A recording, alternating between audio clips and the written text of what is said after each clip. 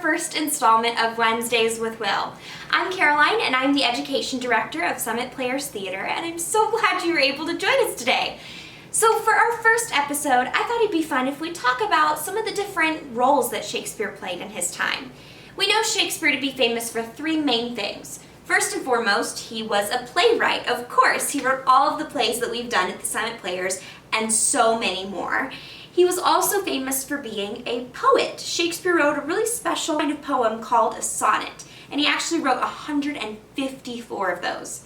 That's a lot of poems. And he was also famous for being an actor. Now, it wasn't his main gig, but back in the day, you could always spot Shakespeare popping in and out of the back of some of his shows. But today I want to focus mainly on the second thing I mentioned, Shakespeare as a poet. Now, like I mentioned, Shakespeare wrote a special kind of poem called a sonnet. And a sonnet stands out from a lot of other poems that maybe you've read or heard before. And the reason is it's got a lot of different kinds of rules that make it specifically a sonnet. And I want to break those down with you today.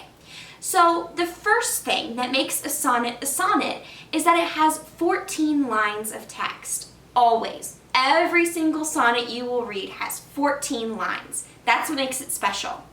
And it also has a specific rhyme scheme, and that rhyme scheme is A-B-A-B. Basically, what that means is the first and third lines of every sonnet will rhyme. The second and fourth lines will rhyme. The fifth and seventh will rhyme. The sixth and eighth, and so on and so forth. But then you'll notice at the very end of the sonnet, you have two lines that are just hanging out by themselves. And those rhyme together to form a rhymed couplet. That can all sound a little confusing, so let's see what it looks like out on the page. Right here is one of Shakespeare's most famous sonnets, and this is sonnet number 18. You might have heard of this. Maybe you recognize the first line, "Shall I compare thee to a summer's day?" It's a very famous love poem that he wrote. Now, if we look at this, you can see that the first and third lines rhyme, like we said, second and fourth, and so on and so forth. And there's our cute little rhymed couplet at the end, right? But it's not just the numbers and the rhymes that make sonnets different from other poems. A Shakespearean sonnet is written in a code.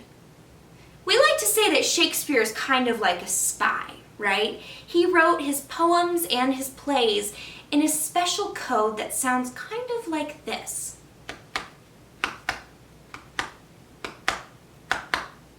What does that sound like to you? To me, that sounds like a heartbeat. Here at the Summit Players, we like to talk about how Shakespeare wrote in a heartbeat.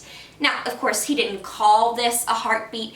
There was a very special name for it, and that name was iambic pentameter. Go ahead and say that with me. Say that with me. Iambic pentameter. Very good. Now, that's a lot of fancy words there. What does it really mean? Well, it's called iambic pentameter because one set of beats, one is called an iamb. And an iamb just basically means one stressed and one unstressed syllable. Hear that?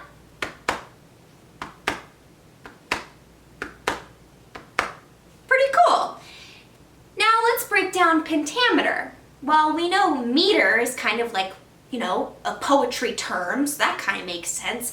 But what does penta mean? Anybody? Well, if you guessed 5, you are correct. So iambic pentameter means there are 5 sets of beats. So 1, 2, 3, 4, 5. And those appear in every single line of the poem. So you could think of it as iambic pentameter and 5 sets of beats, or you could just think of it like every single line has 10 syllables in it. That may make it a little bit easier to understand. Now we've seen what a Shakespearean sonnet looks like, right? Those are his fancy words, that's his sonnet. Now let's push that out of the way for a second, because I think it would be fun if we all wrote our own sonnet. Wouldn't that be great? Then we can be just like Shakespeare. So Shakespeare wrote a lot of his plays and a lot of his sonnets about nature. He really loved outdoors, and it really inspired a lot of his writing. So if I look outside my window right now, I see a lot of trees. So I think maybe let's start our poem about trees. So I guess our first line could be, I see a tree that's really big and tall. That works. That's 10 syllables, 5 sets of iams. All right. And it's also raining right now while I'm recording this video. And the rain has a lot of wind that's blowing the trees around. So our second line could be, the wind is blowing it all to and fro. That works, 10 syllables. And notice how those lines don't rhyme, right? Because it's every other line, okay? So our next line will have to rhyme with tall. Okay, well, what happens when the wind blows through the trees? The leaves fall off, right? So our next line could be, but soon the leaves will all begin to fall. That works. 10 syllables. Fall rhymes with tall. Okay. And one more. This one will need to rhyme with fro. What are some words that rhyme with fro? Grow, flow, below. I like below. Okay. But soon the leaves will all begin to fall